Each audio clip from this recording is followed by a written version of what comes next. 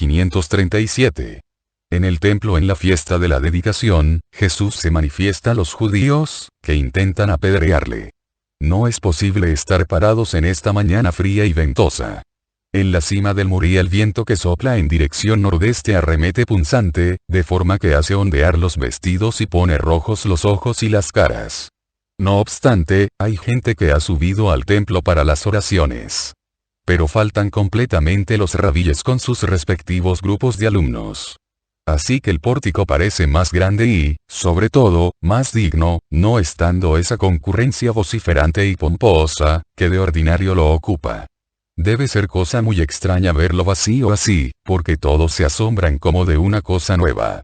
Y Pedro se escama. Pero Tomás, que arropado como está en un amplio y grueso manto, parece aún más robusto, dice: ¿se habrán encerrado en alguna estancia por miedo a perder la voz? ¿Los añoras? Y se ríe. Yo no. Ojalá no los viera nunca. Pero mi miedo es que, y mira a Judas Iscariote, que no habla pero que aferra la mirada de Pedro y dice: verdaderamente han prometido no crear más dificultades, excepto en el caso de que el maestro los escandalizara. Está claro que vigilan, pero no están porque aquí ni se peca ni se daña. Mejor así. Y que Dios te bendiga, muchacho, si has conseguido hacerles razonar. Es pronto todavía. En el templo hay poca gente. Digo poca, y es lo que parece, dadas las dimensiones del templo, que para parecer lleno necesita masas de gente. 200 o 300 personas ni se ven en ese complejo de patios, pórticos, atrios, corredores. Jesús, único maestro en el vasto pórtico de los paganos, camina arriba y abajo hablando con los suyos y con los discípulos que ha encontrado ya en el recinto del templo. Responde a sus objeciones o preguntas, aclara puntos que ellos no han sabido aclararlos ni a sí mismos ni a otros. Vienen dos gentiles, lo miran, se marchan sin decir nada. Pasan algunos que tienen algún cometido en el templo, lo miran. Tampoco dicen nada. Algún fiel se acerca, saluda, escucha. Pero son pocos todavía. ¿Vamos a seguir aquí?, pregunta Bartolomé. Hace frío y no hay nadie. Pero es agradable estar aquí con tanta paz. Maestro, hoy estás justamente en la casa de tu padre. Y como amo, dice sonriendo Santiago de Alfeo. Y añade: así debía ser el templo en tiempos de Nehemías y de los reyes sabios y píos. Yo sugeriría marcharnos. Allá nos espían, dice Pedro. ¿Quién? ¿Fariseos? No. Los que han pasado antes y otros. Vámonos, maestro, espero a enfermos. Me han visto entrar en la ciudad. La voz se ha esparcido, sin duda.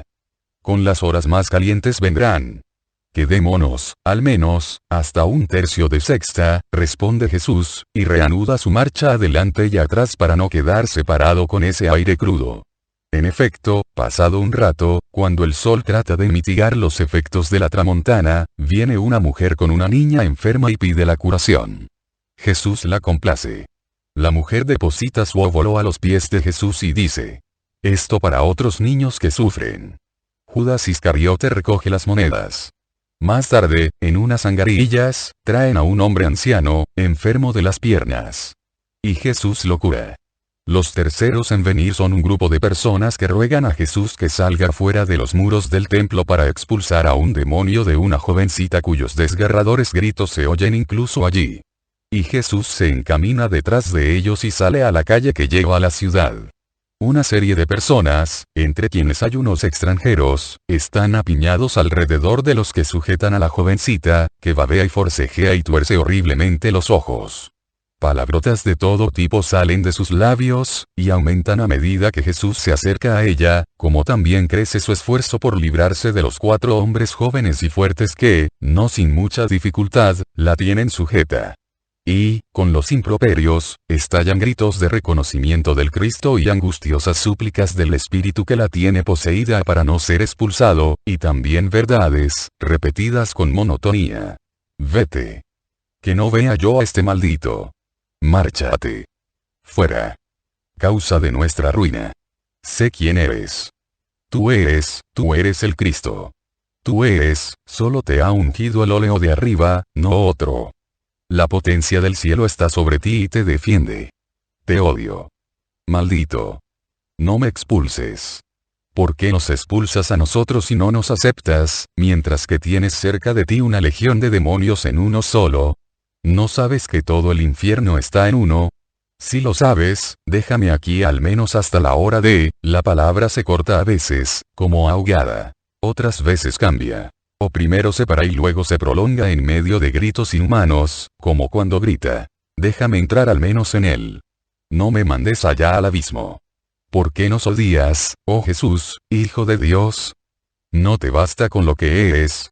¿Por qué quieres mandar también sobre nosotros? No queremos que nos manden.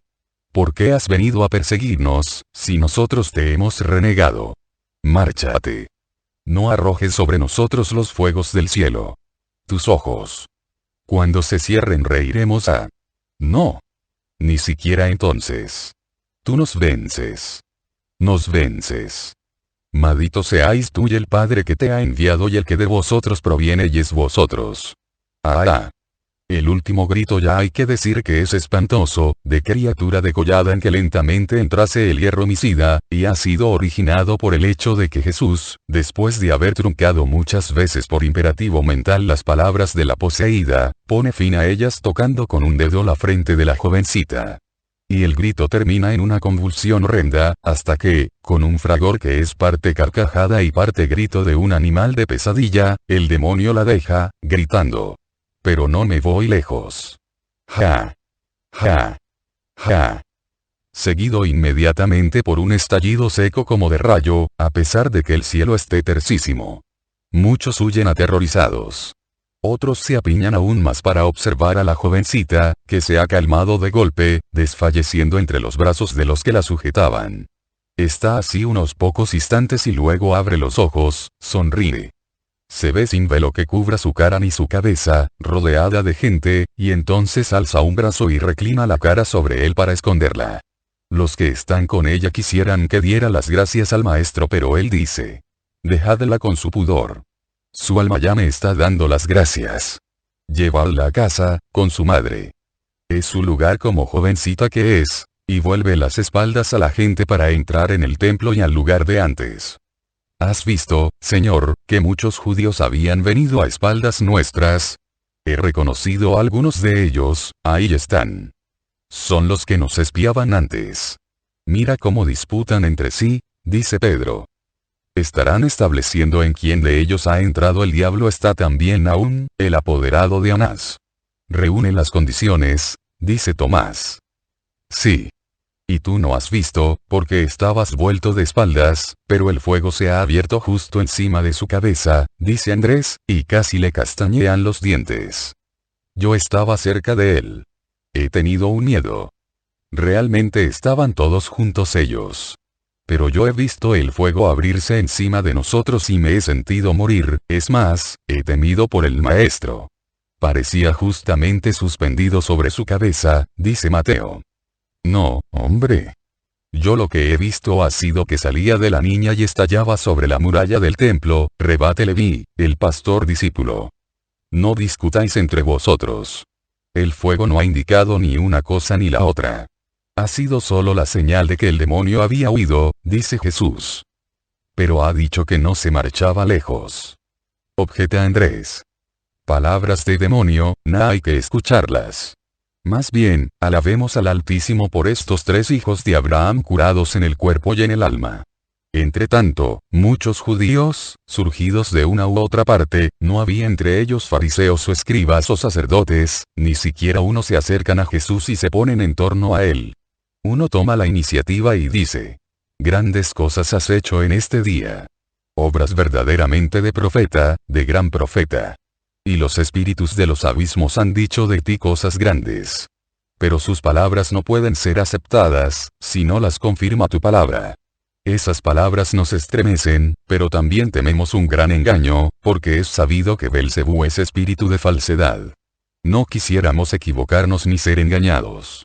Dinos, pues, quién eres, con tu boca de verdad y justicia. Y no os he dicho muchas veces quién soy. Hace casi 3 años que os lo llevo diciendo, y antes de mí os lo dijo Juan en el Jordán y la voz de Dios desde los cielos. Es verdad. Pero nosotros no estábamos las otras veces. Nosotros, tú, que eres justo, debes comprender nuestra congoja. Quisiéramos creer en ti como Mesías. Pero ya demasiadas veces el pueblo de Dios ha sido engañado por falsos cristos. Consuela con una palabra segura nuestro corazón, que tiene esperanza y que espera, y te adoraremos. Jesús los mira severamente. Sus ojos parecen perforar las carnes y poner al desnudo los corazones. Luego dice: en verdad, muchas veces los hombres saben decir mentiras mejor que Satanás. No. Vosotros no me adoraréis. Nunca. Os dijera lo que os dijera. Y, aunque llegarais a hacerlo, ¿a quién adoraríais? ¿A quién? Pues a nuestro Mesías. ¿Seríais capaces? ¿Quién es para vosotros el Mesías? Responded, para que sepa cuánto valéis. El Mesías. Pues el Mesías es aquel que por mandato de Dios reunirá al esparcido Israel y lo convertirá en un pueblo triunfal, bajo cuyo poder estará el mundo. ¿Qué, es que tú no sabes lo que es el Mesías? Lo sé como vosotros no lo sabéis. Para vosotros, pues, es un hombre que, superando a David y a Salomón y a Judas Macabeo, hará de Israel la nación reina del mundo. Así es. Dios lo ha prometido. Toda venganza, toda gloria, toda reivindicación, vendrán del Mesías prometido. Está escrito: no adorarás sino al Señor Dios tuyo. ¿Por qué, entonces, me adoraríais, si en mí solo podríais ver al hombre Mesías? ¿Y qué otra cosa tenemos que ver en ti? ¿Qué? ¿Y con estos sentimientos venís a hacerme preguntas? Raza de víboras taimadas y venenosas. Y sacrílegas también. Porque si en mí no pudierais ver más que el Mesías humano, y me adoraseis, seríais idólatras. Solo Dios ha de ser adorado. Y en verdad os digo, una vez más, que el que os habla es más que el Mesías que vosotros os inventáis, con la misión, las tareas, los poderes que vosotros, desprovistos de espíritu y de sabiduría os imagináis. El Mesías no viene a dar a su pueblo un reino como el que creéis, no viene a ejercer venganza sobre otros poderosos. Su reino no es de este mundo y su poder supera a todos los poderes limitados del mundo. ¿Nos humillas, maestro? Si eres maestro y nosotros somos ignorantes, ¿por qué no quieres instruirnos? Hace 3 años que lo vengo haciendo, y vosotros estáis cada vez más en las tinieblas porque rechazáis la luz. Es verdad. Quizás es verdad. Pero lo que ha sido en el pasado puede dejar de serlo en el futuro. Es que tú, que tienes compasión de los publicanos y las meretrices y que absuelves a los pecadores, quieres no tener piedad de nosotros, solo porque somos de dura cerviz y nos cuesta comprender quién eres. No es que os cueste. Es que no queréis comprender. Padecer idiotez no sería una culpa. Dios tiene tantas luces, que podría iluminar al intelecto más obtuso pero lleno de buena voluntad. Esta falta en vosotros. Es más, tenéis voluntad opuesta. Por eso no comprendéis quién soy yo. Será como dices. Ya ves que somos humildes. Pero te rogamos en nombre de Dios, responde a nuestras preguntas, no nos tengas más tiempo a la expectativa. ¿Hasta cuándo nuestro corazón debe estar en la incertidumbre? Si eres el Cristo, dínoslo abiertamente. Os lo he dicho. Os lo he dicho en las casas, en las plazas, por los caminos, en los pueblos, en los montes, en las orillas de los ríos, frente al mar o a los desiertos, en el templo, en las sinagogas, en los mercados, y no creéis. No hay un lugar de Israel que no haya oído mi voz. Hasta los lugares que abusivamente llevan el nombre de Israel desde hace siglos, pero que están separados del templo. Hasta los lugares que han dado el nombre a esta tierra nuestra, pero que de dominadores se transformaron en dominados, y que nunca se liberaron completamente de sus errores para venir a la verdad. Hasta en Sirofenicia, evitada por los rabíes como tierra de pecado, han oído mi voz y conocido mi ser. Os lo he dicho y no creéis en mis palabras. He hecho obras y a mis obras no habéis dirigido vuestra mente con espíritu bueno. Si lo hubierais hecho, con una intención recta de cercioraros acerca de mí, habríais llegado a la fe, porque las obras que hago en el nombre del Padre mío dan testimonio de mí. Los de buena voluntad, que me han seguido porque me han reconocido como pastor, han creído en mis palabras y en el testimonio que dan mis obras. ¿Qué? ¿Acaso creéis que lo que yo hago no tiene un fin útil para vosotros, útil para todas las criaturas? Desencantaos. No penséis que lo útil está en la salud que una persona recupera por mi poder, o en la liberación de uno u otro de la posesión o del pecado. Esta es una utilidad circunscrita al individuo. Demasiado poco para ser la única utilidad respecto a la potencia que se desprende, y respecto a la fuente de donde se desprende, que es sobrenatural, más que sobrenatural. Divina. Hay una utilidad colectiva de las obras que realizo. La utilidad de eliminar toda duda de los que titubean, de convencer a los contrarios, además de reforzar cada vez más la fe de los creyentes.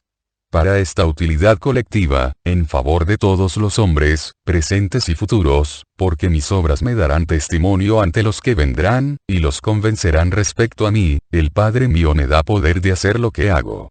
En las obras de Dios nada se hace sin un fin bueno. Recordadlo siempre. Meditad sobre esta verdad. Jesús se detiene un momento.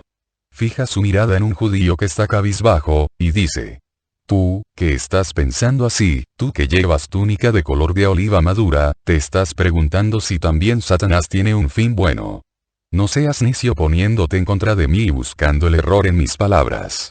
Te respondo que Satanás no es obra de Dios, sino de la libre voluntad del ángel rebelde. Dios lo había hecho ministro suyo glorioso, y, por tanto, lo había creado con buen fin. Mira, ahora tú, hablando con tu yo, dices: entonces Dios es incipiente, porque había donado la gloria a un futuro rebelde y confiado sus deseos a un desobediente. Te respondo: Dios no es incipiente, sino perfecto en sus acciones y pensamientos. Es el perfectísimo. Las criaturas, incluso las más perfectas, son imperfectas. Siempre en ellas hay un punto de inferioridad respecto a Dios. Pero Dios, que las ama, ha concedido a las criaturas la libertad de arbitrio, para que a través de ella la criatura se complete en las virtudes y se haga, por tanto, más semejante a su Dios y Padre. Y te digo más, a ti, escarnecedor y astuto buscador del pecado en mis palabras, que del mal, que se forma voluntariamente, Dios todavía saca un fin bueno, el de servir para hacer a los hombres poseedores de una gloria merecida. Las victorias sobre el mal son la corona de los elegidos. Si el mal no pudiera suscitar una consecuencia buena para los que quieren con buena voluntad, Dios lo habría destruido. Porque nada de lo que hay en la creación debe estar totalmente privado de incentivo o consecuencia buenos. ¿No contestas? ¿Te resulta duro deber proclamar que he leído tu corazón y que he vencido las deducciones injustificadas de tu pensamiento tortuoso? No voy a forzarte a hacerlo. Te dejo en tu soberbia en presencia de muchos. No reclamo que me proclames victorioso. Pero cuando estés solo con estos que te asemejan, y con los que os han enviado, entonces confiesa que Jesús de Nazaret leyó los pensamientos de tu mente y te estranguló las objeciones en la garganta sin más arma que su palabra de verdad. Pero vamos a dejar esta interrupción personal y a volver a los muchos que me escuchan. Si siquiera, de tantos, uno, por mis palabras, convirtiera su espíritu a la luz, resultaría recompensada mi fatiga por hablar a piedras, es más, a sepulcros llenos de víboras. Estaba diciendo que los que me aman me han reconocido como pastor por mis palabras y mis obras. Pero vosotros no creéis, no podéis creer, porque no sois de mis ovejas. ¿Qué sois vosotros? Os lo pregunto. Preguntáoslo en lo íntimo del corazón. No sois estúpidos. Podéis conoceros conforme a lo que sois. Basta con que escuchéis la voz de vuestra alma, que no se siente tranquila de seguir ofendiendo al Hijo de aquel que la ha creado. Vosotros, aun conociendo lo que sois, no lo diréis. No sois ni humildes ni sinceros. Pues yo os voy a decir lo que sois. Sois en parte lobos, en parte chivos salvajes. Pero ninguno de vosotros, a pesar de la piel de cordero que lleváis para aparentar que lo sois, es verdadero cordero. Bajo la lana blanda y blanca tenéis todos colores chillones, cuernos puntiagudos, colmillos de cabro o garras de fiera, y queréis seguir siendo eso porque os complace serlo, y soñáis con la crueldad y la rebelión. Por eso no me podéis amar y no podéis seguirme ni comprenderme. Si entráis en el rebaño, es para producir daños, para causar dolor o introducir el desorden. Mis ovejas tienen miedo de vosotros. Si fueran como vosotros, os deberían odiar. Pero ellos no saben odiar.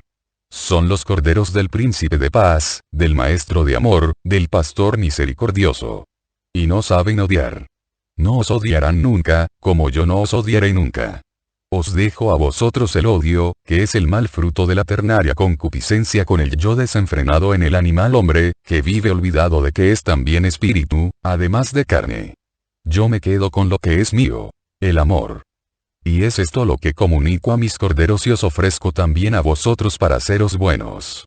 Si os hicierais buenos, me comprenderíais y entraríais a formar parte de mi rebaño, siendo semejantes a los otros que ya están en él.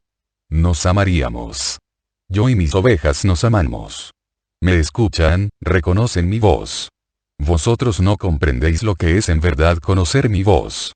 Es no abrigar dudas sobre su origen y distinguirla entre 1000 otras voces de falsos profetas como verdadera voz venida del cielo.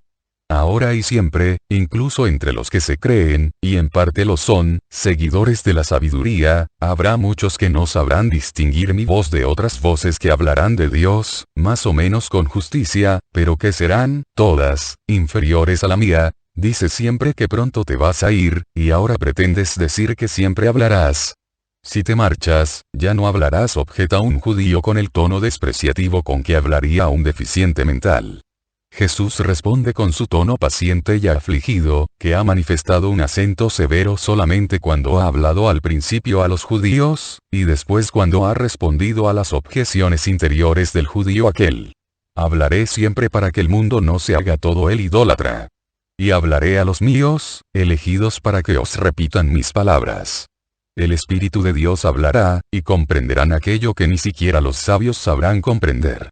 Porque los estudiosos estudiarán la palabra, la frase, el modo, el lugar, el cómo, el instrumento a través de los cuales la palabra habla, mientras que mis elegidos no se abstraerán en estos estudios inútiles. Antes bien, me escucharán embargados en el amor y comprenderán, porque será el amor el que hable. Distinguirán las adornadas páginas de los doctos o las engañosas de los falsos profetas, de los rabilles de hipocresía, que enseñan doctrinas inficionadas, o enseñan lo que ellos no practican, de las palabras sencillas, verdaderas, profundas que de mí vendrán. Pero el mundo los odiará por esto, porque el mundo me odia a mi luz y odia a los hijos de la luz, el tenebroso mundo que desea las tinieblas propicias para pecar. Mis ovejas me conocen y me conocerán y me seguirán siempre incluso por los caminos de sangre y dolor que yo recorreré a la cabeza y ellas recorrerán después de mí. Los caminos que llevan las almas a la sabiduría. Los caminos hechos luminosos por la sangre y el llanto de los perseguidos por enseñar la justicia, caminos hechos luminosos para que resalten en la calígine de los humos del mundo y de Satanás, y sean como estelas de estrellas para guiar a quienes buscan el camino, la verdad, la vida, y no hallan a nadie que hacia ellos los guíe. Porque de esto tienen necesidad las almas. De alguien que las conduzca a la vida, a la verdad, al camino bueno. Dios es compasivo para con las almas que buscan y no encuentran, no por culpa propia sino por desidia de los pastores ídolos. Dios es compasivo para con aquellas almas que, abandonadas a sí mismas, se extravían y son acogidas por ministros de Lucifer, que están preparados para acoger a los extraviados y hacer de ellos prosélitos de sus doctrinas. Dios es compasivo para con aquellos que caen en el engaño por el simple hecho de que los rabilles de Dios, los llamados rabilles de Dios, se han desinteresado de ellos. Dios se muestra compasivo con todos estos que caminan hacia el desaliento, las brumas, la muerte, por culpa de los falsos maestros, que de maestros no tienen más que las vestiduras y el orgullo de que así los llamen. Y para estas pobres almas, de la misma forma que envió a los profetas para su pueblo, de la misma forma que me ha enviado a mí para el mundo entero, pues, después de mí, enviará a los servidores de la palabra, de la verdad y del amor, para repetir mis palabras. Porque son mis palabras las que dan la vida. De manera que mis ovejas de ahora y del futuro tendrán la vida que yo les doy a través de mi palabra, que es vida eterna para quien la acoge, y no perecerán nunca y ninguno podrá arrancarlas de mis manos. Nosotros no hemos rechazado nunca las palabras de los verdaderos profetas. Hemos respetado siempre a Juan, que ha sido el último profeta, responde con ira un judío, y sus compañeros le hacen coro. Murió a tiempo para no despertar vuestro odio y ser perseguido también por vosotros.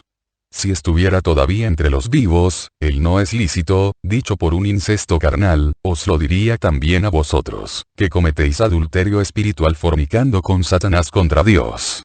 Y lo mataríais, de la misma manera que abrigáis la intención de matarme a mí.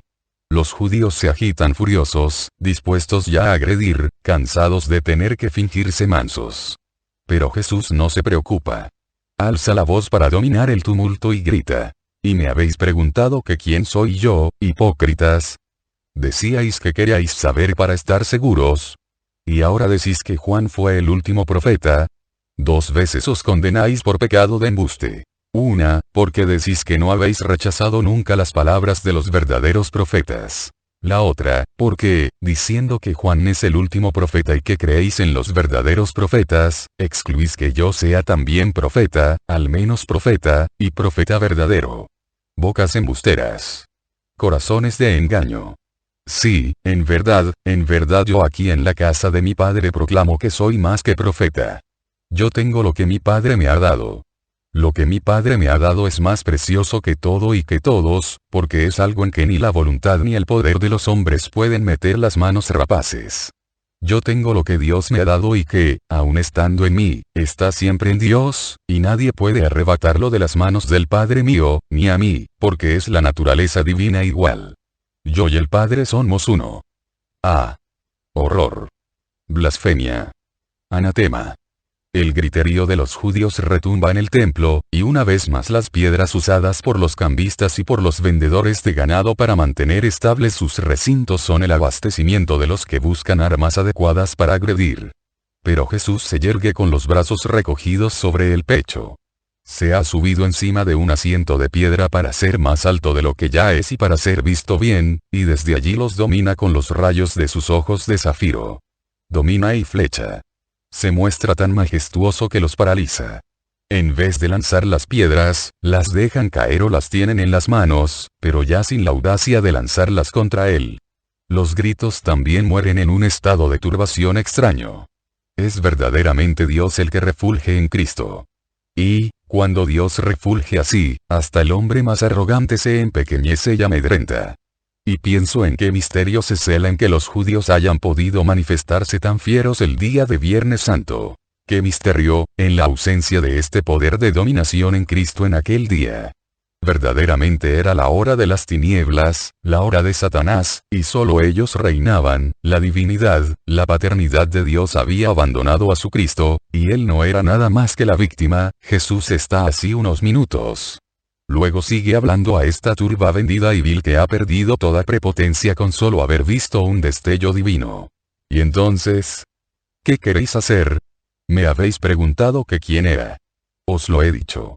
Os habéis puesto furiosos. Os he recordado las cosas que he hecho, he puesto ante vuestros ojos y vuestra memoria muchas obras buenas provenientes del Padre mío y cumplida, con el poder que me viene de mi Padre. ¿Por cuál de estas obras me lapidáis? ¿Por haber enseñado la justicia? ¿Por haber traído a los hombres la buena nueva? ¿Por haber venido a invitaros al reino de Dios? ¿Por haber curado a vuestros enfermos, devuelto la vista a vuestros ciegos, dado movimiento a los paralíticos, palabra a los mudos? ¿Por haber liberado a los poseídos, resucitado a los muertos, favorecido a los pobres, perdonado a los pecadores? ¿Por haber amado a todos, incluso a los que me odian, a vosotros y a los que os envían? ¿Por cuál de estas obras, entonces, me queréis lapidar? No te lapidamos por las obras buenas que has hecho, sino por blasfemia. Porque tú, siendo hombre, te haces Dios. No está escrito en vuestra ley, Salmo 82, 6. IMV, en una copia mecanografiada, observa. Santo Tomás define al hombre un infinito en potencia, precisamente porque está ordenado a hacerse lo más que pueda parecido a Dios y a Dios semejante. Dije. Vosotros sois dioses e hijos del Altísimo. Ahora bien, si Dios a aquellos a quienes habló llamó dioses, dando un mandato. el de vivir de manera que la semejanza y la imagen respecto a Dios, que están en el hombre, aparezcan en modo manifiesto y que el hombre no sea ni demonio ni bruto. Si la Escritura llama dioses a los hombres, la Escritura, que ha sido enteramente inspirada por Dios, y, por tanto no puede ser modificada ni anulada según el gusto y el interés del hombre. Entonces, ¿por qué me decís que blasfemo, yo, por el Padre consagrado y enviado al mundo, porque digo, soy hijo de Dios? Si no hiciera las obras del Padre mío, razón tendríais en no creer en mí. Pero las hago. Y vosotros no queréis creer en mí. Creed, entonces, al menos en estas obras, para que sepáis y reconozcáis que el Padre está en mí y que yo estoy en el Padre. La tormenta de gritos y violencias empieza de nuevo, y más fuerte que antes. Desde una de las terrazas del templo, en la que ciertamente estaban escuchando y escondidos sacerdotes, escribas y fariseos, graznan muchas voces. Pero prended a ese blasfemo. Ya es pública su culpa. Todos lo hemos oído, uno muerte al blasfemo que se proclama Dios. Dadle el mismo castigo que al hijo de Selomit de Dibri. Levítico 24, 10, 23, que sea sacado de la ciudad y lapidado. Es derecho nuestro. Está escrito. El blasfemo sea muerto. Las incitaciones de los jefes agudizan la ira de los judíos. Y estos tratan de apoderarse de Jesús y de ponerlo, atado, en manos de los magistrados del templo, que, a su vez, están viniendo, acompañados por la guardia del templo. Pero más rápidos que ellos son una vez más los legionarios, que, vigilando desde la Antonia, han seguido el tumulto y salen del cuartel y vienen hacia el lugar donde se grita. Y no guardan respeto a ninguno. Las astas de las lanzas maniobran debidamente en cabezas y espaldas. Y se incitan unos a otros a aplicarse contra los judíos, diciendo agudezas o profiriendo insultos. A la caseta, perros. Dejad paso. Pégale fuerte a aquel tiñoso, Licinio. Fuera. El miedo os hace oler peor que nunca. ¿Pero qué coméis, cuervajos, para apestar así? Tienes razón, vaso. Se purifican pero apestan. Mira aquel narigudo. A la pared. A la pared, que tomamos los nombres. Y vosotros, avestruces, bajad de allá arriba. Total, os conocemos. Buen informe va a tener que escribir el centurión para el gobernador. No. A ese déjalo. Es un apóstol del rabí. ¿No ves que tiene aspecto de hombre y no de chacal? Mira. Mira cómo huyen por aquella parte. Déjalos que se vayan. Para tenerlos convencidos habría que clavarlos a todos en las astas. Solo así los tendríamos doblegados. Ojalá fuera mañana. Ah, pero tú estás atrapado y no te escapas. Te he visto, La primera piedra ha sido la tuya. Responderás de haber dado a un soldado de Roma. También de esto. Nos ha maldecido imprecando contra las enseñas. Ah, ¿sí? Verdaderamente. Ven, que vamos a enamorarte de ellas en nuestras mazmorras, y así, cargando y escarneciendo, prendiendo a algunos, poniendo en fuga a otros, los legionarios despejan el vasto patio. Pero solo cuando los judíos ven arrestar realmente a dos de ellos se rebelan como lo que son. Viles, viles, viles. O huyen chillando como una bandada de pollos que ve colarse al gavilán, o se arrojan a los pies de los soldados para suplicar piedad con un servilismo y una adulación nauseabundos. Un suboficial, a cuyas pantorrillas se agarra un viejo lleno de arrugas, uno de los más apasionados contra Jesús, y que lo llama magnánimo y justo, se libera de este con un vigoroso envite que manda al judío a rodar 3 pasos más atrás, y grita. Vete, viejo zorro tiñoso. Y, hablando con un compañero, enseñando la pantorrilla, dice. Tienen uñas de zorro y baba de serpiente. Mira esto. Por Júpiter Máximo. Voy inmediatamente a las termas para quitarme las señales de ese viejo baboso. Y realmente se marcha, irritado, con su pantorrilla arañada. He perdido completamente de vista a Jesús. No podría decir a dónde ha ido, por qué puerta ha salido. He visto solo, durante un rato, aparecer y desaparecer en el alboroto las caras de los 2 hijos de Alfeo y de Tomás, luchando por abrirse camino, y las de algunos discípulos pastores tratando de hacer lo mismo. Después también ellos han desaparecido de mi vista, y solo ha quedado el último correteo de los pérfidos judíos, que tratan de alejarse en una u otra dirección para subtraerse a la captura y al reconocimiento por parte de los legionarios, para quienes tengo la impresión de que fuera una fiesta poder cargar fuerte sobre los hebreos, para resarcirse de todo el odio con que saben que son remunerados. 538. Jesús, orante en la gruta de la Natividad, contemplado por los discípulos ex pastores. Jesús está detrás del templo, cerca de la puerta del rebaño, fuera de la ciudad. Lo acompañan, desolados aunque también encorajinados, los apóstoles y los discípulos pastores, menos Leví. No veo a ningún otro de los discípulos que estaban antes en el templo con él. Tienen una controversia. Es más, podría decir que no solo están en desacuerdo entre sí, sino que lo están también con Jesús, y de manera especial con Judas de Queriot. A este le echan en cara las iras de los judíos, y lo hacen con mucha mordacidad. Judas les deja hablar y repite: yo hablé con fariseos, escribas y sacerdotes, y ni uno de ellos estaba entre la gente. A Jesús le reprochan el no haber cortado la discusión después de haberla hecho César una primera vez. Y Jesús responde: debía completar mi manifestación. Y también están en desacuerdo respecto a dónde ir, ahora que el sábado está próximo y que son días de fiesta. Simón Pedro propone donde José de Arimatea, puesto que Betanía no es lugar para ir a crear incomodidades, especialmente después de que Jesús ha declarado que ya no se debe ir allí. Tomás responde: no está José, y tampoco Nicodemo. Están fuera. Por la fiesta. Los saludé ayer cuando esperábamos a Judas y me lo dijeron. A casa de Nique, entonces, propone Mateo. Está en Jericó por la fiesta, responde Felipe. A casa de José de Seforí, dice Santiago de Alfeo. José, no le haríamos ningún regalo. Ha tenido una serie de problemas y. Sí, hombre, lo digo. Y. Venera al maestro, pero desea la propia paz.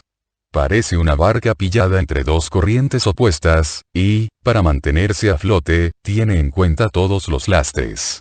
Incluso por lo que se refiere al pequeño Marcial, tanto es así, que se ha quedado muy a gusto pasándoselo a José de Arimatea, dice Pedro. Ah, por eso ayer estaba con él. Exclama Andrés. Ya, claro. Por eso es mejor dejarle recuperar la calma en un puertecito seguro, claro, la gente no es muy valiente, y el Sanedrín da miedo a todos.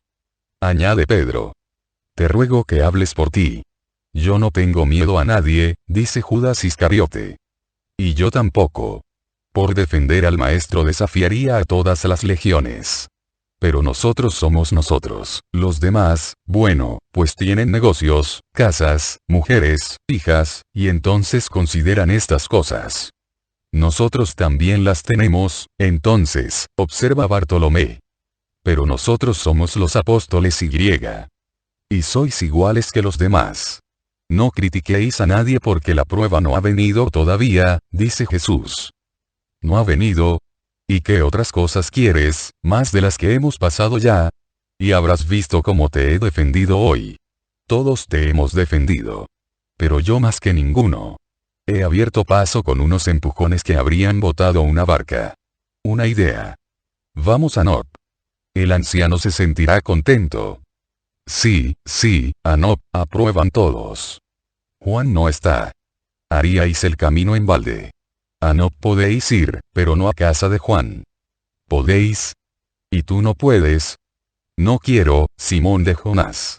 Yo tengo ya dónde ir para estas noches de enseñas. Pero, fuera de la cena vosotros podéis estar tranquilos en cualquier lugar. Por eso os digo, id a donde queráis. Yo os bendigo. Os recuerdo que estéis unidos, física y espiritualmente, sujetos a Pedro, vuestra cabeza. Pero no como a un amo, sino como a un hermano mayor. En cuanto Leví regrese con mi bolsa, nos separaremos. Eso no, mi señor. Nunca sucederá que te deje ir solo. Exclama Pedro. Siempre sucederá, si yo lo quiero, Simón de Jonás. Pero no temas. No estaré en la ciudad. Ninguno que no sea ángel o demonio descubrirá mi refugio. Y es bueno. Porque hay demasiados demonios que te odian. Te digo que no irás solo.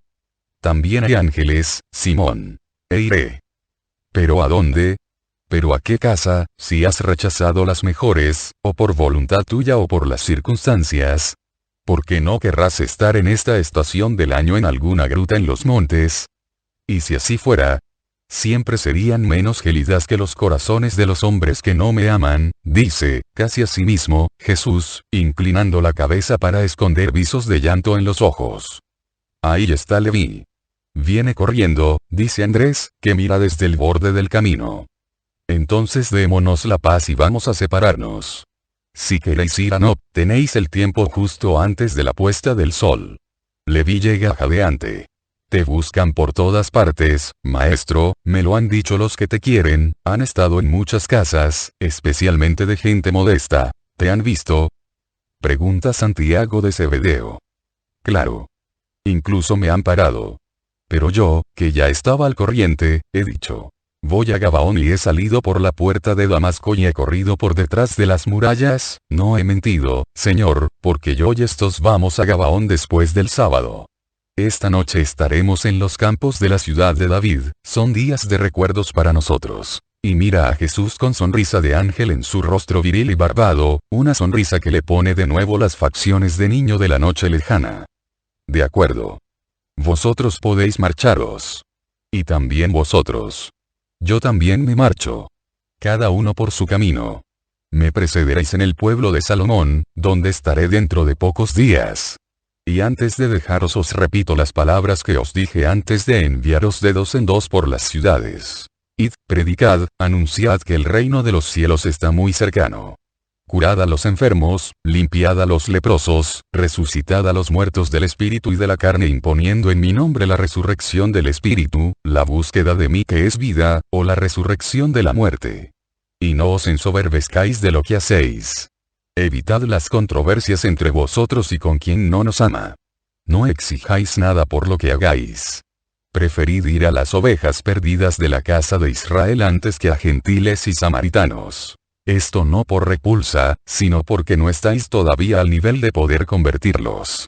Dad lo que tenéis sin preocuparos del mañana. Haced todo lo que me habéis visto hacer a mí, y con el mismo espíritu mío. Mirad, os doy el poder de hacer lo que yo hago y que quiero que hagáis para que Dios sea glorificado. Expira su aliento sobre ellos y luego, uno a uno, los besa y los despide. Todos se marchan sin ganas, volviéndose varias veces. Él los saluda con la mano hasta que ve que todos se han ido, luego desciende hacia el lecho del Cedrón, entre matas, y se sienta en una piedra en la orilla del agua que corre borbollando. Bebe esta agua clara y, sin duda, gélida. Se lava la cara, las manos, los pies. Luego, vestido completamente de nuevo, vuelve a sentarse. Piensa, y no se da cuenta de lo que sucede a su alrededor, concretamente que el apóstol Juan, que estaba ya lejos con los compañeros, ha regresado solo y como él, se oculta ahora tras una mata tupida, Jesús está allí un rato. Luego se levanta, se pone la bolsa en bandolera y, orillando el cedrón, entre las matas, llega al pozo de Enrogel, para cortar luego hacia el sudoeste hasta tomar el camino que lleva a Belén. Y Juan, a unos 100 pasos más atrás, lo sigue todo arrebujado en su manto para no ser reconocido. Van y van por los caminos desnudos a causa del invierno. Jesús, con su paso largo, devora el camino. Juan lo sigue con dificultad, incluso porque debe tener cautela para no ser descubierto. 2 veces Jesús se para y se vuelve. La primera, al pasar junto al pequeño collado a donde Judas fue a hablar con Caifás y compañeros. La segunda, junto a un pozo, y allí se sienta y da unos bocados a un poco de pan y luego bebe del ánfora de un hombre. Reanuda su camino mientras el sol baja, y llega el crepúsculo. Llega al sepulcro de Raquel cuando la última rojura del ocaso se apaga en una pincelada de color violado. El cielo, a occidente, parece todo él una pérgola de glicina en flor, mientras que al este presenta ya el puro cobalto de un frío firmamento invernal de oriente y ya las primeras luces sidereas se asoman al extremo límite del cielo. Jesús acelera el paso, para hallarse como es debido antes de que la noche sea completa. Pero, llegado a un punto alto desde el que se ve enteramente la pequeña ciudad de Belén, se para, mira, suspira, luego baja rápido. No entra en la ciudad. La rodea por las últimas casas. Va derecho a las ruinas de la casa o torre de David, al lugar en donde nació. Pasa el regato que corre junto a la gruta, pone pie en el pequeño espacio libre que hay, y que está cubierto de hojas secas, da una ojeada dentro de las ruinas. El lugar está vacío. Entra, y Juana se queda a una cierta distancia, cauto para no ser ni oído ni visto. Rebusca, mira. Encuentra, más tanteando que con la vista, otro de los establos semiderruidos. Entra también él y enciende una lumbre en un rincón. Hay un poco de paja, un poco de pajuzo sucio, algunas ramas secas, heno en el pesebre. Juan está contento. Monóloga. Al menos, oiré, y. O morimos juntos o lo salvo. Luego suspira y dice. Y nació así. Y viene aquí a llorar su dolor, y. Ah, eterno Dios, salva a tu Cristo. Me tiembla el corazón, oh Dios altísimo, porque Él se retira siempre antes de obras grandes, y qué obra grande puede hacer, sino manifestarse como Rey Mesías. Oh, todas sus palabras están dentro de mí, yo soy un niño ignorante y comprendo poco. Todos comprendemos poco, oh eterno Padre nuestro. Pero tengo miedo. Tengo miedo. Porque Él habla de muerte dolorosa, de traición y de cosas horribles, tengo miedo. Miedo, mi Dios. Fortalece mi corazón. Señor eterno. Fortalece mi corazón de pobre niño como, ciertamente fortaleces el de tu Hijo para las futuras vicisitudes, oh, que yo lo percibo. Ha venido aquí para esto, para sentirte más que nunca y fortalecerse en tu amor. Yo hago lo mismo, oh Padre Santísimo. Ámame y haz que te ame para tener la fuerza de padecer todo sin vileza, para consuelo del Hijo tuyo. Juan hace una larga oración, en pie, erguido, con los brazos alzados, a la luz temblorosa de 2 ramas que ha encendido en el elemental hogar. Ora hasta que ve que el fuego está para apagarse. Luego se sube al ancho pesebre y se acurruca en el heno. Envuelto en el manto oscuro, envuelta la gruta en las tinieblas, Juan es, todo él, una sombra uniformada con la sombra. Hasta que un primer claror de luna se introduce por la apertura orientada a oriente, para decir que es plena noche. Pero Juan, cansado, duerme. Su respiración y el leve frufru del regatillo son los únicos ruidos en esta noche de diciembre. Arriba, el cielo, con nubes ligeras heridas por la luna, parece todo recorrido por multitud de ángeles, pero no hay canto de ángeles. A intervalos, se responden entre las ruinas los quejumbrosos cucú. Cucú. Cucú. De los pájaros nocturnos, y de vez en cuando, acaban con esa especie de carcajada de bruja que es propia de las lechuzas, y, de lejos, viene un lamento semejante a un aullido. Algún perro encerrado en algún redil y que aúlla a la luna. O algún lobo al que el viento lleva olor de presa y se golpea los ijares con la cola y aúlla de deseo, no atreviéndose a acercarse a los apriscos bien custodiados. No lo sé. Mas luego se oye rumor de voces y pisadas y se ve una luz rojiza y trémula entre las ruinas. Y aparecen, uno detrás de otro, los discípulos pastores. Matías, Juan, Leví, José, Daniel, Benjamín, Elías. Simeón. Matías mantiene alzada una rama encendida para ver el camino. Pero el que se adelanta ligero es Leví, y es el primero en introducir la cabeza en la gruta de Jesús. Enseguida se vuelve y hace un gesto para que los otros se detengan y callen, y mira otra vez, y luego, exhibiendo hacia atrás la mano derecha, señala a los otros que vayan, y se aparta mientras tiene un dedo en los labios con gesto de silencio, para dejarles sitio, y ellos, uno tras otro, miran y, conmovidos como Leví, se retiran. ¿Qué hacemos?, susurra Elías. Nos quedamos aquí contemplándolo, dice José. No. A nadie le es lícito violar los secretos espirituales de las almas. Vamos a retirarnos más allá, dice Matías. Tienes razón. Vamos a entrar en el establo contiguo. Estaremos todavía aquí, y cerca de él, dice Leví. Vamos, dicen. Pero, antes de apartarse, miran fugazmente otra vez dentro de la gruta de la Natividad y luego se retiran, conmovidos, tratando de no hacer ruido. Pero, ya en el umbral del establo contiguo, oyen roncar a Juan. ¿Hay alguno?, dice Matías deteniéndose. ¿Qué hace? Entramos nosotros también. Si se ha refugiado aquí algún mendigo, porque está claro que es un mendigo, podemos refugiarnos también nosotros, replica Benjamín. Entran teniendo alzada la rama encendida. Juan, echó un ovillo en su improvisada e incómoda cama, medio tapada la cara por el pelo y el manto, sigue durmiendo. Se apartan despacio con intención de sentarse en la paja esparcida cerca del pesebre. Pero, al hacerlo, Daniel mira con más atención al durmiente y lo reconoce. Dice: es el apóstol del Señor. Juan de Zebedeo. Se han refugiado aquí en oración, y el sueño ha vencido al apóstol, retirémonos. Podría sentirse humillado por verse sorprendido durmiendo en vez de orando, con pocas ganas vuelven afuera, y entran en la otra pieza que está después de esta. Es más, Simeón se queja. ¿Por qué no estar en la entrada de su gruta y verlo de vez en cuando? Hemos estado muchos años al raso y a la luz de las estrellas para custodiar los corderos, y por el Cordero de Dios no lo hacemos. Bien tenemos este derecho, nosotros que lo adoramos en su primer sueño. Tienes razón como hombre y como adorador del hombre Dios. ¿Pero qué has visto mirando ahí dentro? ¿Acaso, al hombre? No. Nosotros, sin querer, hemos apartado el triple velo extendido para guardar el misterio, hemos franqueado el umbral infranqueable, y hemos visto lo que ni siquiera el sumo sacerdote ve entrando en el santo de los santos. Hemos visto los inefables amores de Dios con Dios. No nos es lícito espiarlos. El poder de Dios podría castigar nuestras pupilas audaces que han visto el éxtasis del Hijo de Dios. Quedémonos contentos con lo que hemos recibido. Queríamos venir aquí para pasar la noche en oración antes de alejarnos para nuestra misión. Orar y recordar la lejana noche, y, sin embargo, hemos contemplado el amor de Dios. Verdaderamente nos ha amado mucho el Eterno dándonos la alegría de la contemplación del niño y la de sufrir por él, y la de anunciarlo al mundo como discípulos del niño Dios y del hombre Dios. Ahora nos ha concedido también este misterio, bendigamos al Altísimo y no queramos más.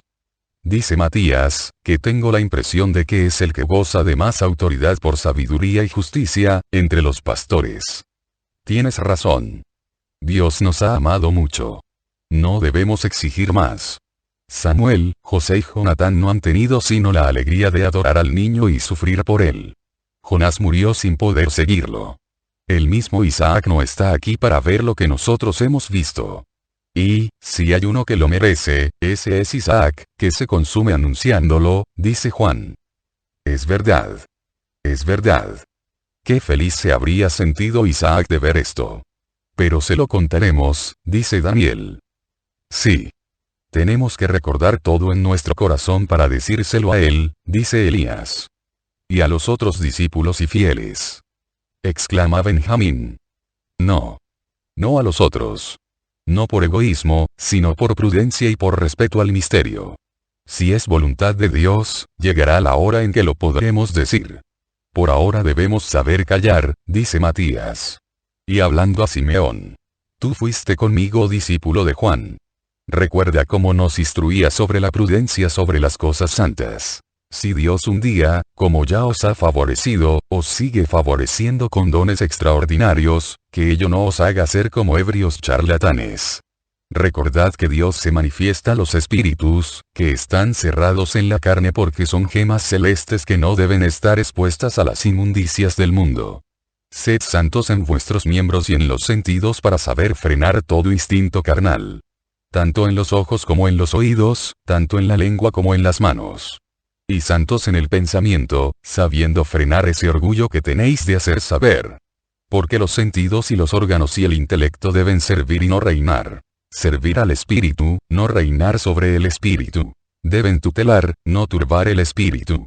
Por tanto, sobre los misterios de Dios en vosotros, salvo una explícita orden suya, poned el sigilo de vuestra prudencia, de la misma manera que el espíritu tiene el de la transitoria cárcel en la carne. Serían cosas completamente inútiles, malas y peligrosas, la carne y el intelecto, si no sirvieran para aportar mérito con la aflicción que les damos a ellos como respuesta a sus fómites, si no sirvieran como templo del altar sobre el que aletea la gloria de Dios. nuestro espíritu. ¿Lo recordáis? Tú, Juan, y tú, Simeón. Espero que sí, porque si no recordarais las palabras de nuestro primer maestro, verdaderamente él estaría muerto para vosotros. Un maestro vive mientras su doctrina vive en sus discípulos. Y aunque luego fuera reemplazado por un maestro mayor y, para los discípulos de Jesús, reemplazado por el maestro de los maestros, no es nunca lícito olvidar las palabras del primero, que nos prepararon a comprender y amar con sabiduría al Cordero de Dios. Es verdad. Hablas con sabiduría. Te obedeceremos. Pero qué penoso es, fatigoso, resistir sin mirarlo otra vez estando tan cerca de él. ¿Estará todavía como antes? Pregunta Simeón. A saber. Cómo resplandecía su cara. Más que la luna en una noche serena. Su boca tenía sonrisa divina, y sus pupilas manaban divino llanto, no decía palabras. Pero en él todo era oración. ¿Qué será lo que ha visto? A su eterno Padre. ¿Lo dudas?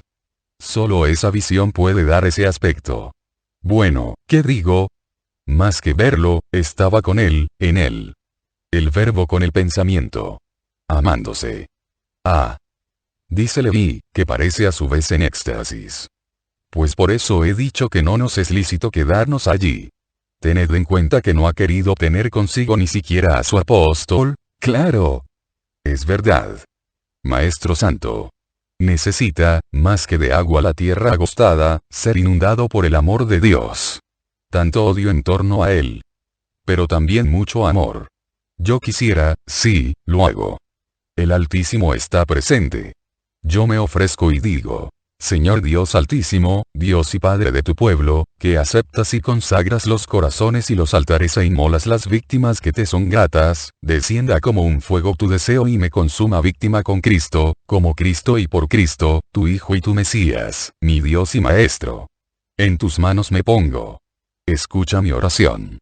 Y Matías, que ha orado poniéndose en pie y con los brazos alzados, se sienta de nuevo en el montón de haces de leña que los acoge. La luna deja de iluminar la gruta porque ya cae hacia occidente. Su candor ahora está sobre la campiña, no ya ahí dentro. Y caras y cosas se difuminan en una sola sombra. También las palabras se hacen más escasas y los tonos de voz más bajos. Hasta que la somnolencia vence sobre la buena voluntad y se oyen solo palabras separadas, a veces sin respuesta, el frío, que se hace punzante al ir acercándose el alba, estimula contra el sueño. Se alzan de nuevo, encienden unos ramajes, calientan sus miembros ateridos, y él, que está claro que no piensa en el fuego, ¿cómo se apañará? Dice Leví, casi le castañean los dientes. ¿Tendrá, al menos, comida? Pregunta Elías, y añade.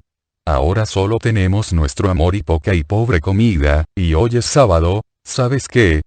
Ponemos toda nuestra comida en la entrada de la gruta y luego nos vamos. Nosotros siempre podremos encontrar un pan antes del anochecer, donde Raquel o donde Licha. Y seremos la providencia de la providencia, del hijo de aquel que ejerce su providencia con todos nosotros, propone José. Sí, sí. Hacemos un buen fuego para ver bien y calentarnos bien y luego llevamos todo allí y nos marchamos antes de que, con el alba él o el apóstol salgan y nos vean. A la luz del fuego vivo abren sus bolsas y sacan pan, quesos secos, alguna manzana. Luego se cargan los haces de leña y salen cautamente, mientras Matías alumbra todavía con una rama sacada del fuego. Ponen todo justo a la entrada de la gruta. Los haces en el suelo. Encima, el pan y los otros alimentos. Luego se retiran, cruzan el regatillo en el sentido contrario, uno detrás de otro, y se marchan ya con un primer, silencioso crepúsculo matutino rasgado al improviso por un canto de gallo.